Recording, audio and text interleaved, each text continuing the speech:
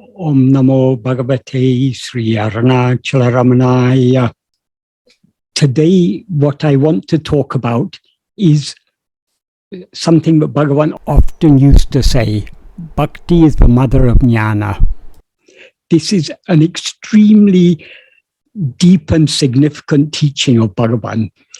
Bhakti means love, and love is the key to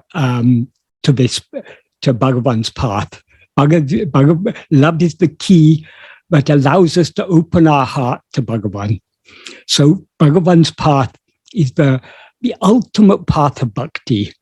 That is, as Bhagavan explained in Upadesha, the true path of bhakti really begins when we are not asking God for anything, when we are worshipping Him, when we are meditating on Him or thinking of Him just for the love of Him, not for anything we can gain from Him. This Bhagavan really begins this in Upadesha. He begins to describe this in verse 3. That is, in verse 2, he had explained that the fruit of action passes away. But the seeds, namely the vasanas, are what cast us into a great ocean of action. Therefore, action does not give liberation. But then in verse 4, he says, I'm paraphrasing now, however, action that is done without desire, that is, action, nishkarmiya karma, action which is not done for the sake of any fruit, of gaining anything, but for kartanukkakum, offered to God, or kartanukkakum means done for God. In Sanskrit, it's ishvara pritam, offered to God. When he says done for God, he means done for the love of God. And in the Malayalam version of Upadesha Saram, he says ishvara pritiyanai. That means for the love of God. So when true bhakti begins, when we are not seeking anything from God, we are doing it just for the love of God. We are not wanting to gain anything from God. We are wanting to give ourselves to God. That is when the true path of bhakti begins. And bhakti begins with action, and that's why Bhagavan talks about nishkarmiya karma. There are three kinds of actions we can do. That is, we have three instruments of action: body, speech, and mind. So in the next verse, he talks about the three types of actions that we can do with these three instruments. He says, this is certain. Puja, japa, and dhyana are respectively actions done by body, speech, and mind. And in this order, each one is superior to each other one.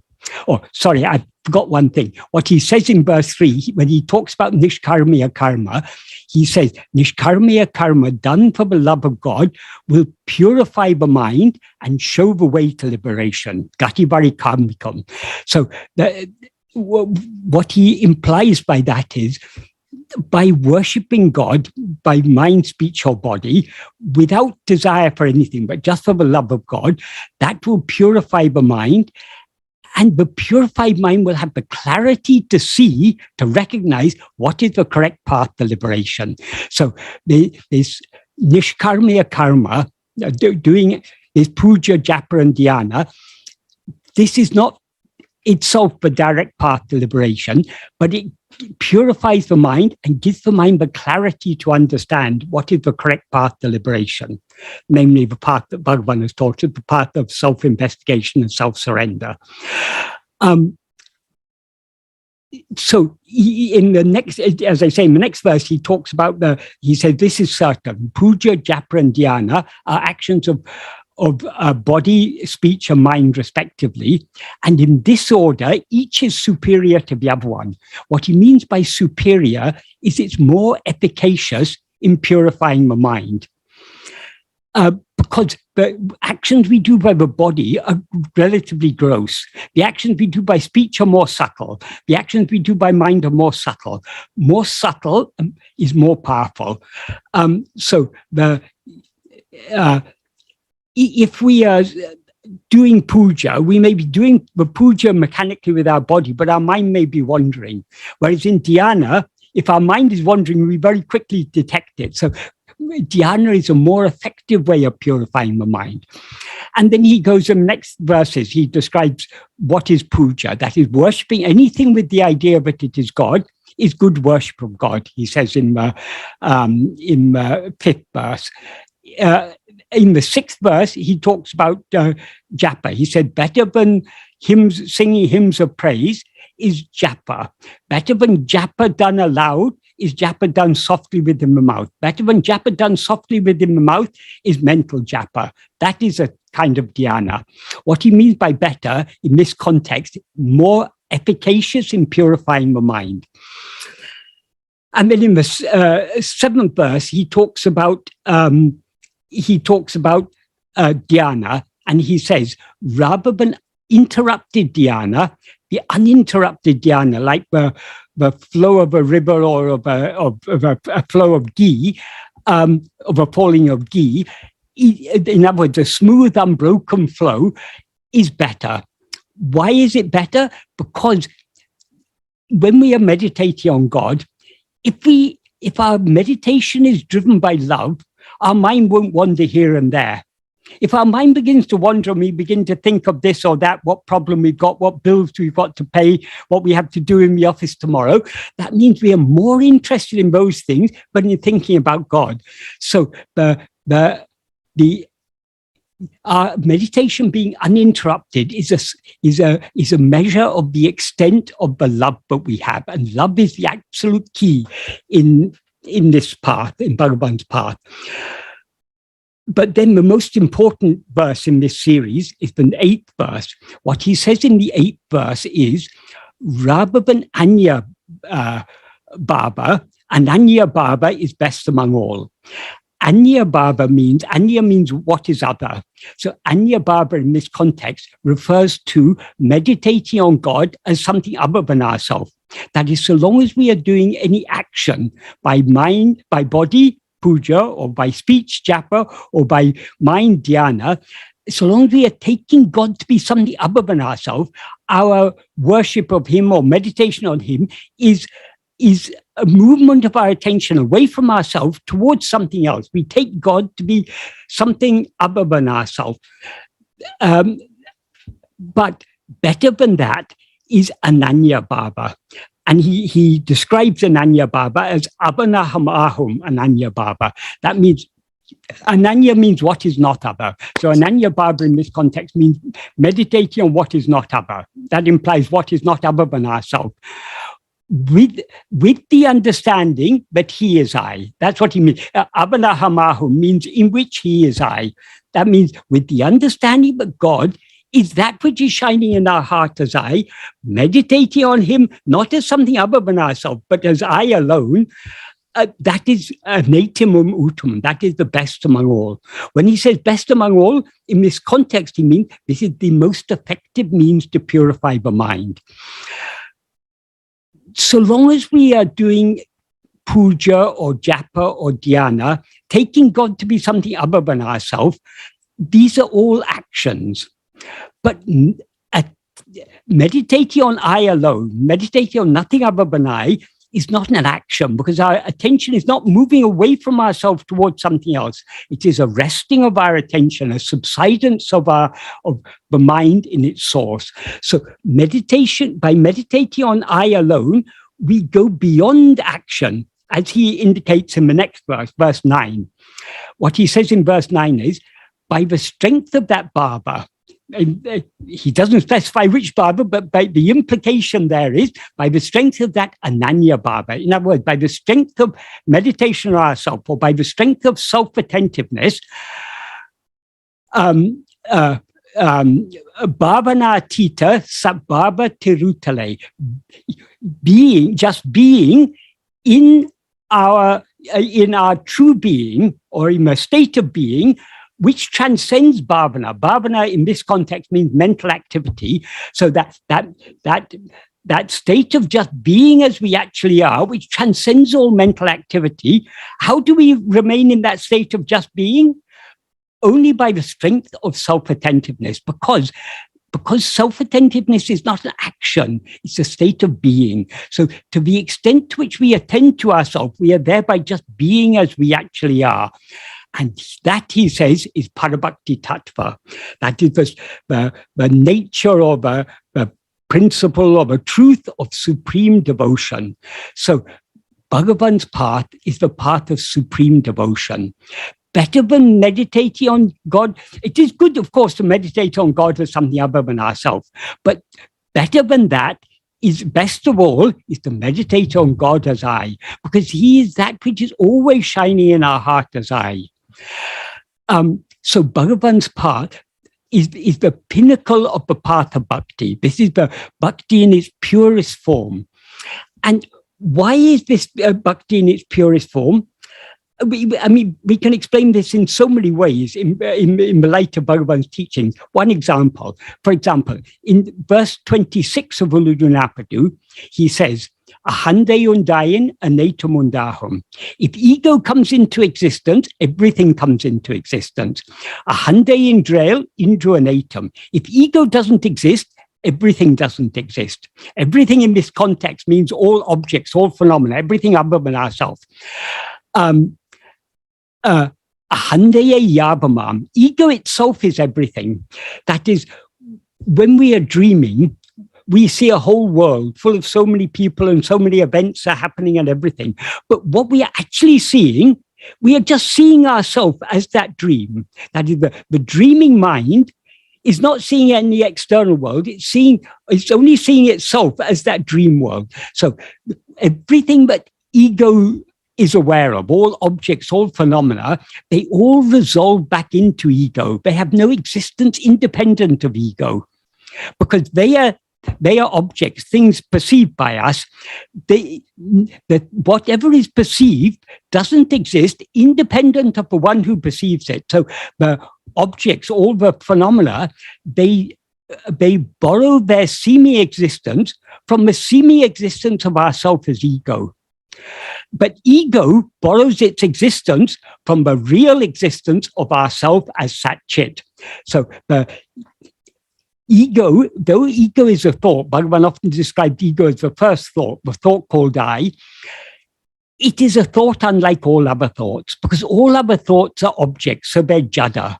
Whereas ego is chit jada granti. It is the knot formed by the entanglement of chit and jada. So in ego, there's the jada element, the form that it takes as itself. I am this body is jada.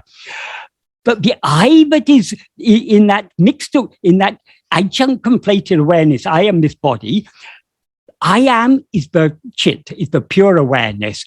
So ego had, and so ego is what is called chittabhasa. It is a semblance of awareness. It's a reflection of awareness. The pure awareness is just I am bereft of adjuncts. That is the pure awareness. When that is seemingly mixed and conflated with adjuncts, that becomes ego. So ego has an element of awareness, an element of reality, and an element of unreality. So as a mixed awareness, it is just a thought. But unlike all other thoughts, ego is the only thought that is endowed with awareness. So all other things borrow their semi-existence from the semi-existence of ego. And ego borrows its semi-existence from Sat Chit, from the pure awareness I am.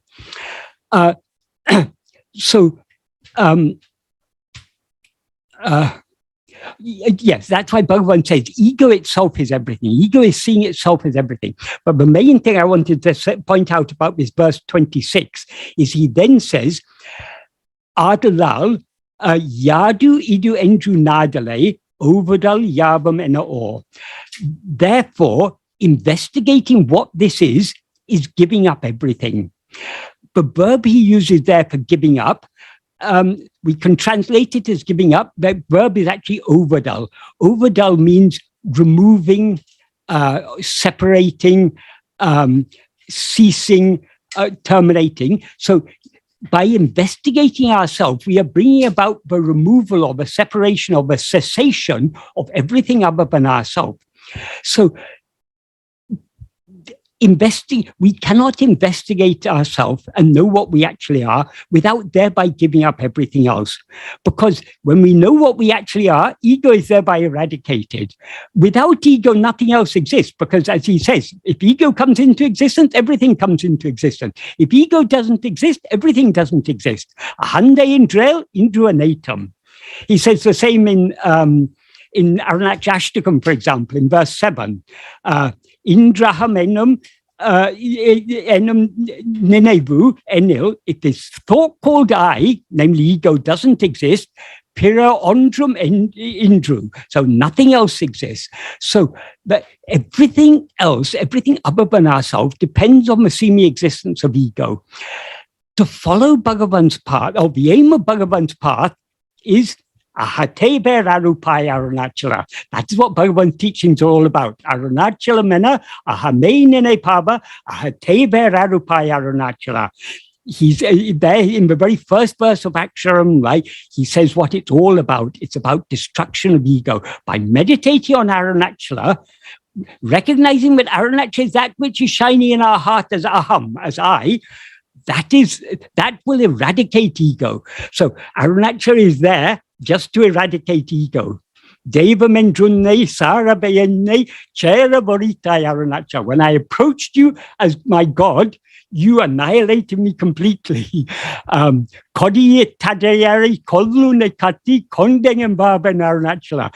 Arunachala, how can I survive after embracing you, who have hoisted your flag to announce yourself as the killer of your devotees? So if we are to follow Bhagavan's path, we must be ready to give up everything, to surrender ourselves. And surrendering ourselves, that means surrendering ego, means surrendering everything else. Only when we give ourselves entirely to him, can we know him as he actually is. This is also beautifully expressed by Bhagavan in the 5th verse of Arunachala Pancharatnam. What he says in the 5th verse of Arunachala Pancharatnam is Unnidattil oppuvitta ullatal epordum unne kandu elamum unnuruvai anniyamil ambuseyum annon Arunachala belhum imburuvam unnilande. That means by or with the mind which is surrendered to you. So it opuvita means given to you. That is, in this path, we are not going to gain anything. We are to give everything to him. Then only we gain what is, well, we don't gain anything. What he alone remains in the end. That is the greatest gain of all. What always exists remains as it always is. That is, with the mind surrendered to you, or by the mind that is surrendered to you, epodum unne kandu, always seeing you by the mind that is surrendered to you. That is, in order to see him, in order to see Bhagavan or Arunachala as he really is, we need to surrender our mind entirely to him. And when we surrender our mind entirely to him, we thereby see him always. And by seeing him always, elamum unnuruvai anniyamil ambuseyo, unknown. But the one who is always seeing you with a mind that is surrendered to you, will ambuseyum anniyamil ambuseyum, loving without otherness. Elamum unnuruvai, loving everything as your form without otherness. That is, when we surrender our mind to him, what remains is he alone. So what we are seeing after the surrender of the mind is only him. So, since nothing can be other than him, since he alone is what actually exists, Yatatmayulladu Atma-vichara Mondre. What actually exists is only Atma-vichara. Arunachala is Atma-vichara. So that's what that's in the 7th paragraph of jnāna, Bhagavan says, what actually exists is only Atma-swarupa. And it is Atma-swarupa, but appears outwardly in the form of Arunachala. So it is to that Atma-swarupa, but Bhagavan is addressing these verses of Arunachala Stuti Panchakam. So,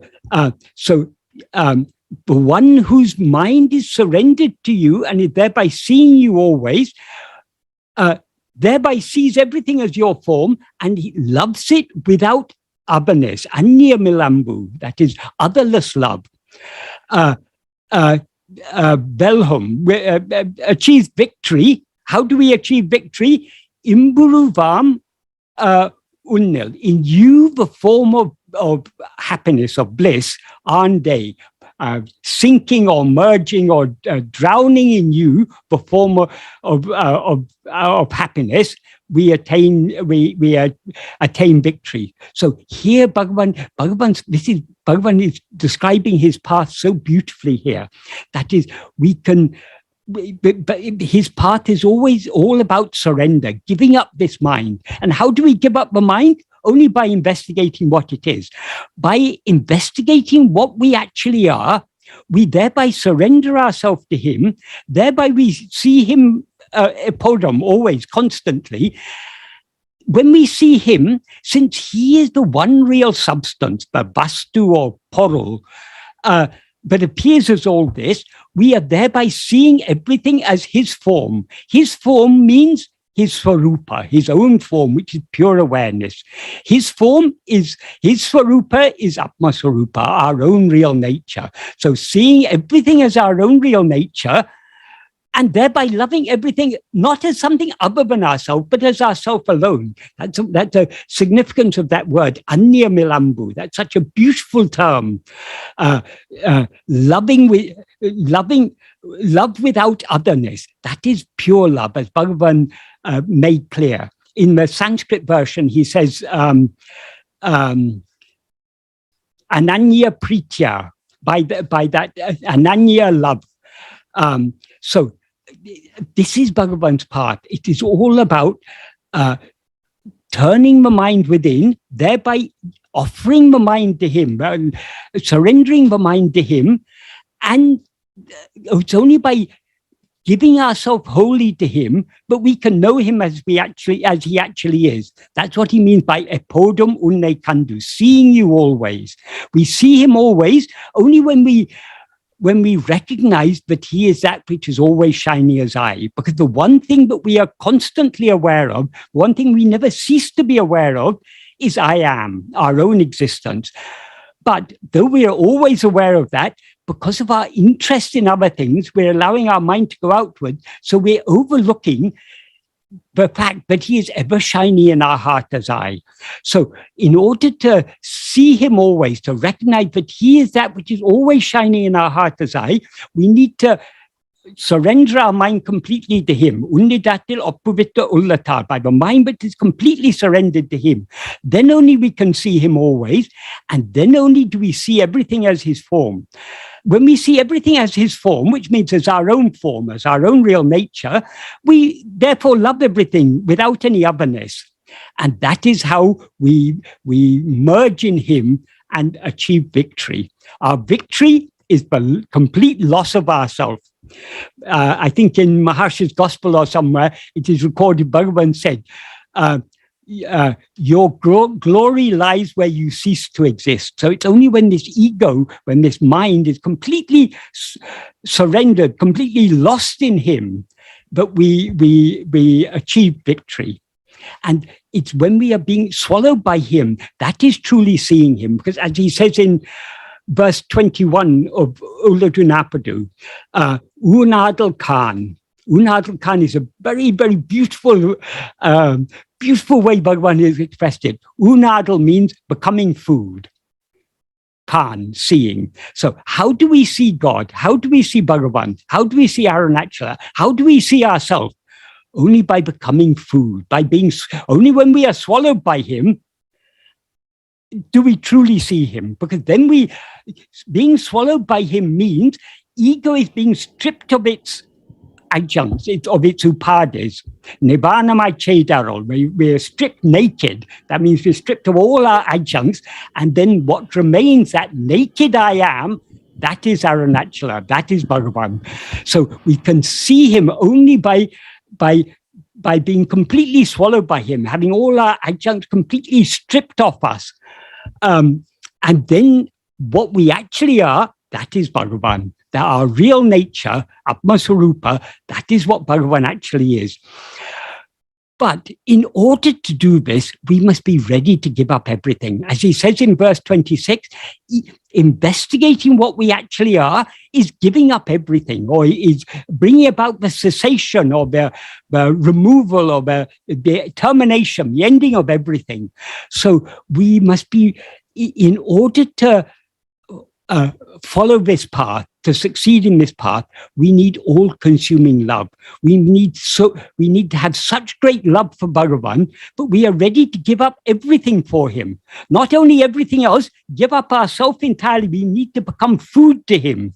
We need to become Bali, as he says beautifully in verse 10 of Arunachala Patikam. That is what he says in verse 10 of Arunachala Patikam. That's also very, very a very nice thing. I'll take that verse because that shows this verse 10 beautifully illustrates the oneness of bhakti and jnana. That is, he says, Patanam pudumai. I've seen something new, something wonderful. We're Vali Kanta Paravatam, this magnetic hill, but forcibly attracts the soul. Orutaram idane otidum weerin. Sheshteye oduki. That means subduing the mischievous activity. That means the outward going mental activity of the soul who thinks of it once. And how do we think of him? It is only he who makes us think of him, because he is that magnetic hill, but draws us to him. So we cannot think of him except by his grace. So that magnetic hill forcibly draws us to it, makes us think of him. By making us think of him, he thereby subdues the sheshte. Sheshte means the mischievous activity. That implies the outward going activity of the mind. And then he says, Oru tanadu abhimukhamaha irtu, pulling it or dragging it or attracting it, that soul, Tanadu abhimukham, to face towards itself. Ade tanbol achalama chedu, thereby making it motionless like itself. That is, as he said implied in verses 8 and 9 of Upadesha, by thinking of nothing other than I, by thinking of him as I, that's what he means here by pulling it to face itself, the one. But he is the one. Well, the one means the one that actually exists. That is the one I that actually shines in everything. The one I that is alone, as he says. So, yatatamai ulladu Atma-vichara wandre. But one thing that actually exists is only Atma-vichara. So that's what he means when he says Oru there. Himself the one. That means the one Atma-vichara. So by making us think of him, he thereby subdues the outward going activity of mind, draws it into face himself, and thereby makes it motionless like himself. As he says in Upadesha, that is by the strength of that ananya bhava, the mind remains in sat bhava, which transcends all bhavana, all mental activity. In other words, it remains in the state of being, and that is supreme devotion. Here he describes that as making it motionless, making the mind motionless like itself. And then he says, Ab innuir bali kollam. He accepts that sweet soul. Sweet means it matured, it's ripened with love. But where did it get that love from? That love comes only from Arunachala. He alone can sow the seed of love in our heart. So he sows the seed of love in our heart, thereby draws our mind inwards, thereby he matures us, makes us fully pakva, fully ripened fruit.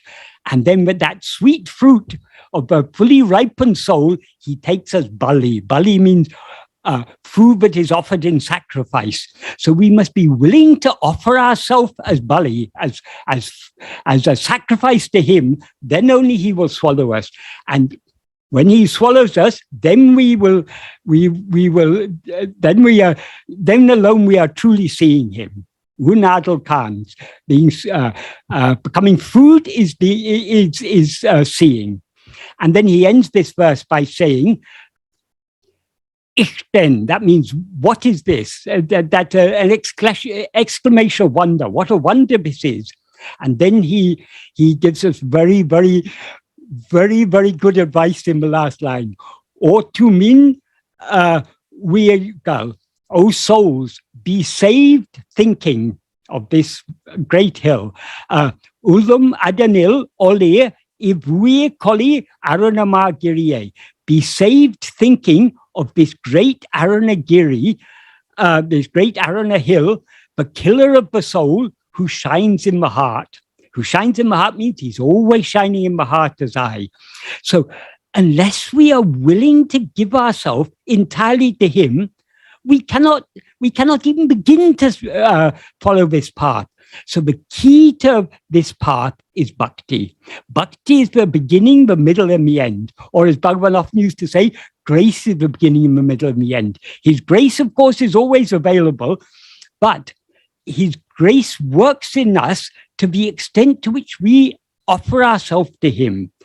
But even our offering ourselves to him, even that is only by his grace. That's why Bhagavan said, grace is the beginning, the middle, and the end.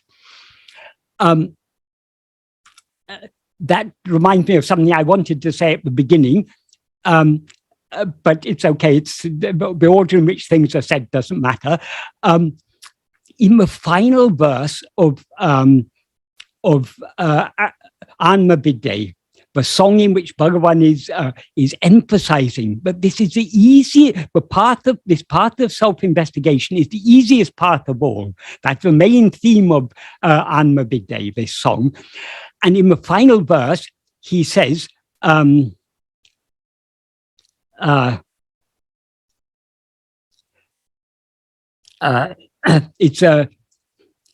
it's a quite a long verse and a long sentence, but I'll break it up into.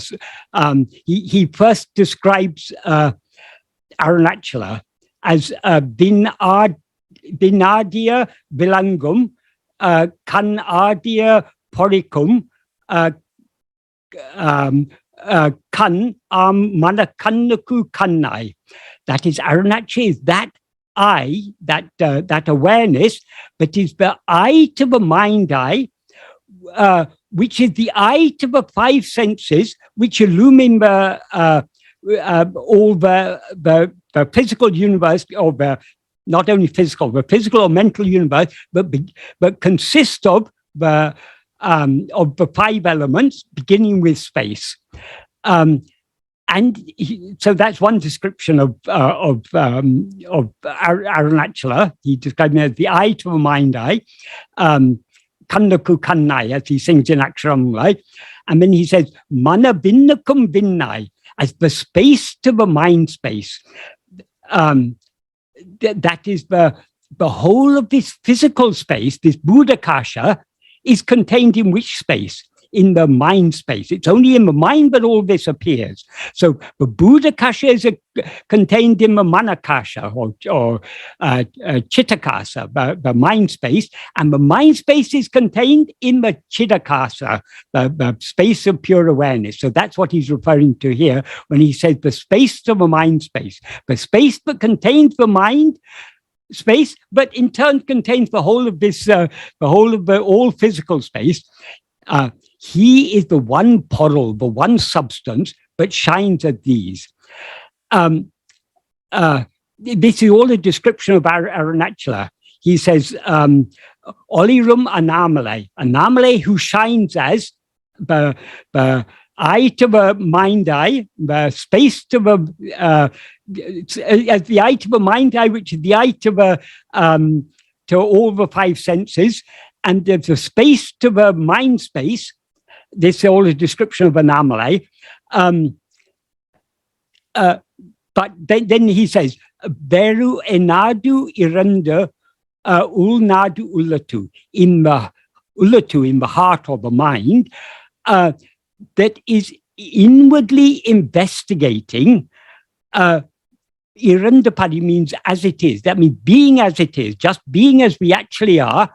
Beru enadu, without thinking of anything else, anything other than ourselves. In other words, in the keenly self-attentive mind that is there by being as it is, anamalai, my enanma, kaname. Anomaly enanma is another beautiful term Bhagavan uses here because it has a different double meaning. We can, anma, the basic meaning of anma is oneself. So in this context, it refers to our real nature. So anomaly enanma, we can take as our real nature, which is called anomaly. But it also has another meaning. En can also mean my. So Bhagavan is saying, myself, anomaly. So he's referring to anomaly as his own self. So we can take it either way. Both amount to the same thing, will be seen. But then the main thing I wanted to say about this very beautiful verse, how he ends it. This is the ending of this verse and the ending of the whole of this song, this Anma Bide. He says three very, very important sentences. Arulam Vename. Grace is also needed. Ambu Purname. Adorn yourself with love. Be adorned with love. Imbu torname, bliss will shine forth.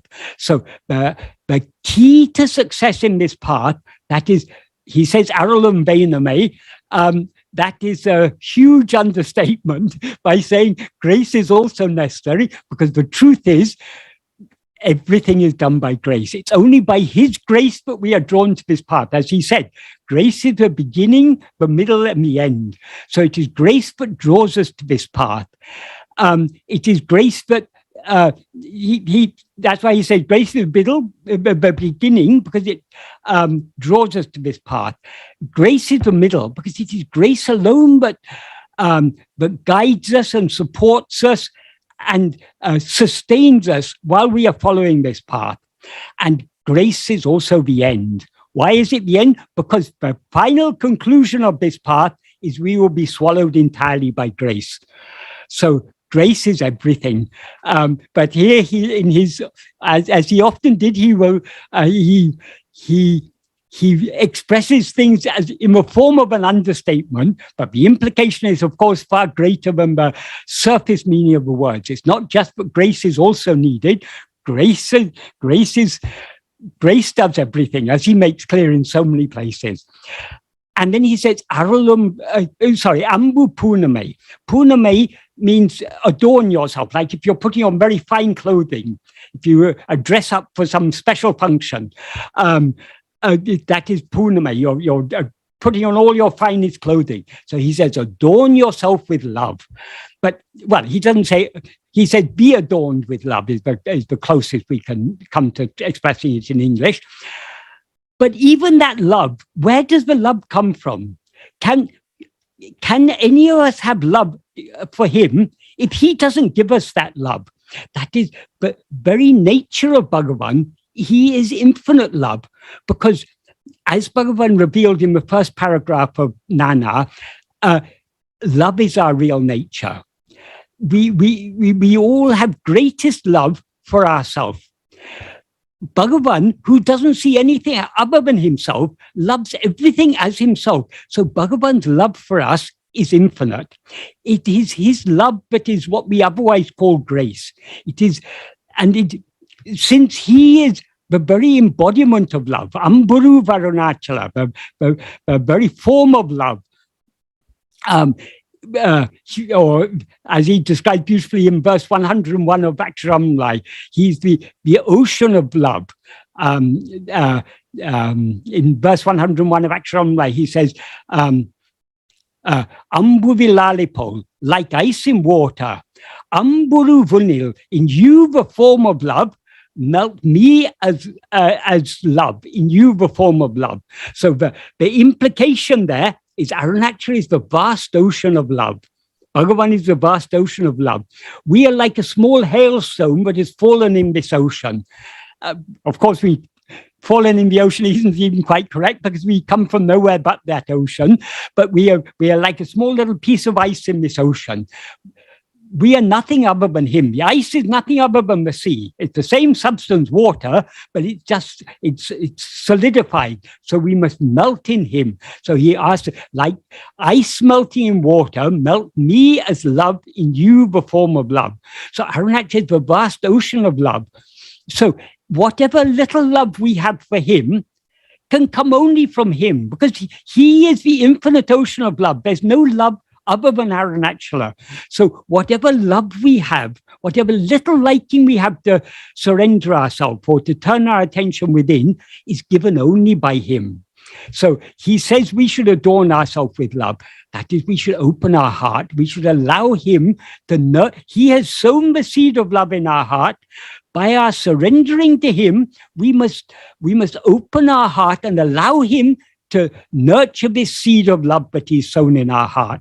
Because it's only by that love that we can give ourselves to him. Because if we consider it, what is the nature of ego? The nature of ego is always, as he says in verse 25 of Uludunaptu, Urupatri undam, Urupatri nikkam. Urupatri undam means grasping form, it comes into existence. Urupatri nikkam, grasping form, it stands. Urupatri undu mika ongam, grasping and feeding on forms, it flourishes abundantly.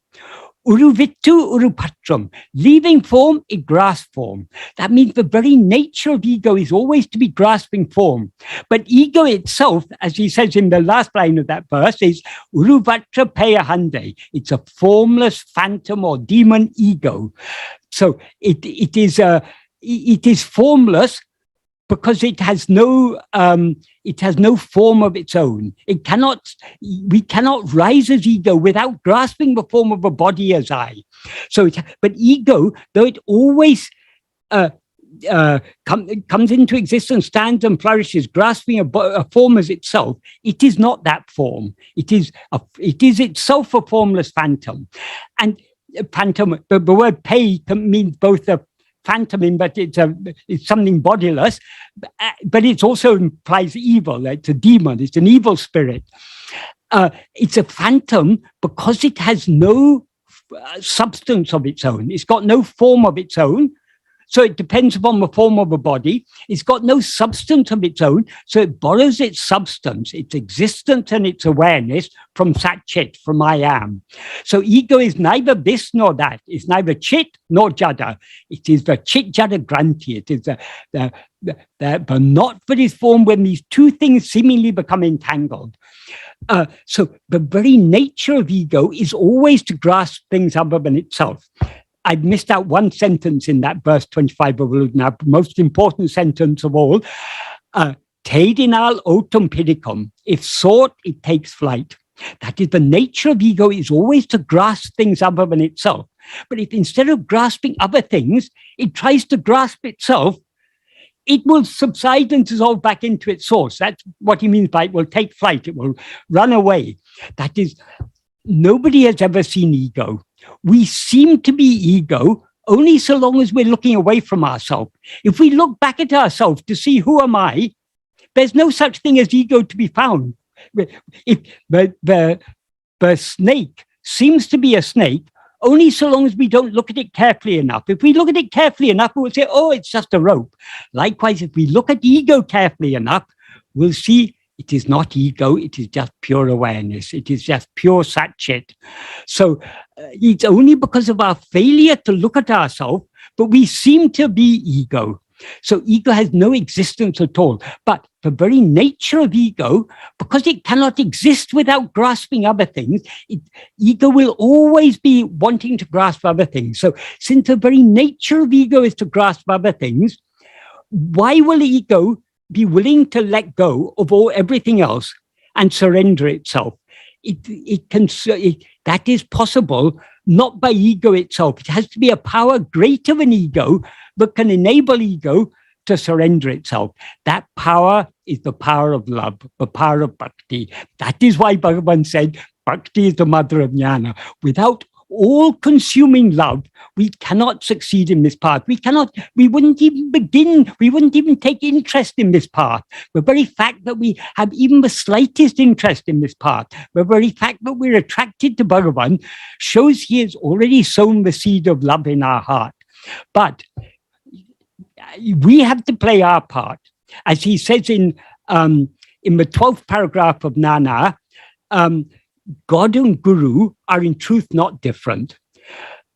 Just like the prey that has fallen into the jaws of the tiger cannot turn back, cannot escape, so those who have been caught in the glance of the Guru's grace will never be forsaken, but will surely be saved by him. That is,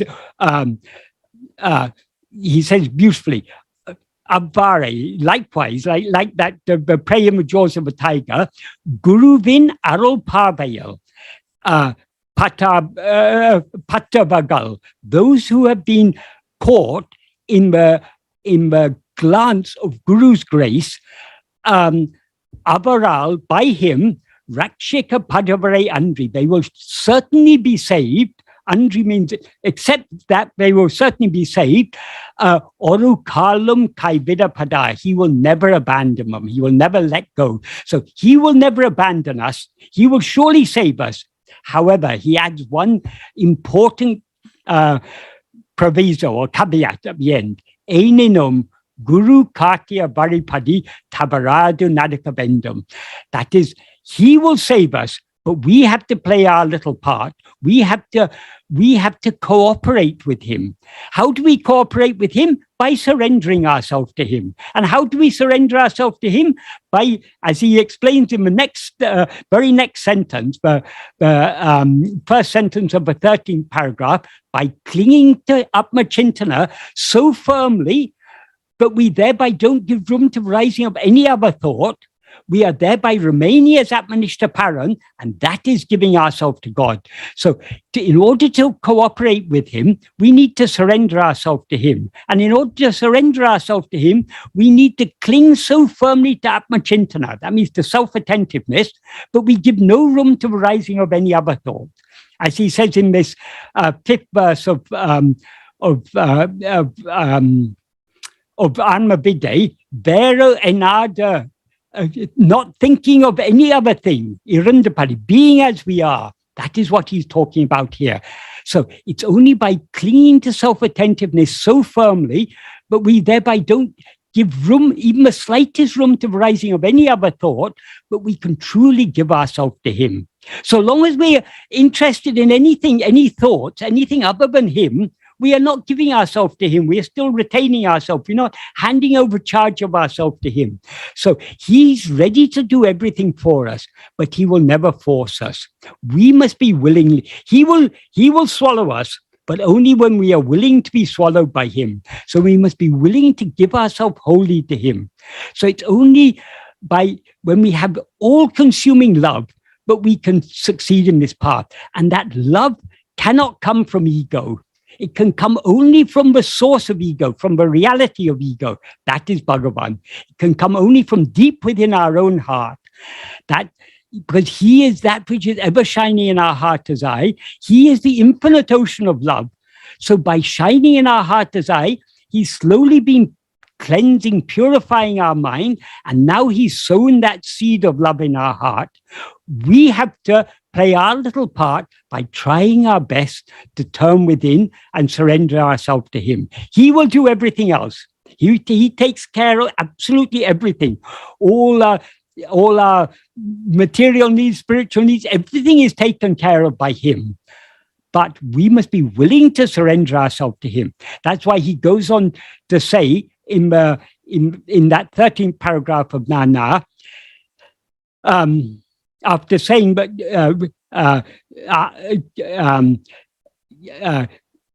I'll just read the sentence in Tamil because it's so beautifully expressed in Tamil. Anma chintane tabira. That means accept Atma-chintana, vera chintane kalambavataku satram idam kodamal, not giving even the slightest room to arising any other thought except Atma-chintana. Atmanishta parana iripade, being as Atmanishta paran, that means being as one who is firmly established as oneself, Tannai isanaku alipadam, that is giving oneself to God. And then he says in the next sentence, so what he implies in this sentence, he's implying, but even the burden of thinking, we should surrender to him. We should let him do all our thinking for us. We need not think of anything. All we need to do is to think of him shining in our heart as I. Leave all other thoughts for him to take care of. So in the next sentence, he says, Isam peril, evelo barate patalam, abalabayum, ababahitu kol kira. So how that means however much burden we place on God, he will bear all of that. So we can place any amount of burden on him. So even the burden of thinking we can place on him, he will bear it all.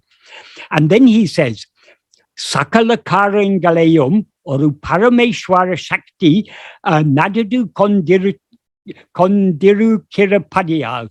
Since one parameshwara shakti, one supreme ruling power, one supreme divine power is driving all karyas. That means everything that ought to happen, everything that should happen, he's making everything happen as it's meant to happen. So when such is the case, namum adaku adangi rama, instead of we also yielding ourselves to it, ipadiseya vendum, apadiseya vendu, endru sada chintipadain. Why should we be constantly thinking it's necessary to do like this, it's necessary to do like that? And then he gives this very well-known and beautiful analogy. When the train is carrying all the burdens, why should we, when we know the train is carrying all the burden, why should we who are traveling in that train suffer carrying our little luggage on our head instead of placing it aside and traveling in comfort? So why should we suffer unnecessarily? Bhagavan's path is not only the path of love, it's also the path of happiness, because to the extent to which we surrender ourselves to him, we are thereby free and carefree. So the more we surrender ourselves to him, the more pleasant our life will be. That doesn't mean that everything will always go favorably. He will throw all sorts of difficulties at us. That's all part of the process of cleansing us. But we will be the more we are surrendered to him, the less we will be affected by whatever troubles may be thrown at us in life.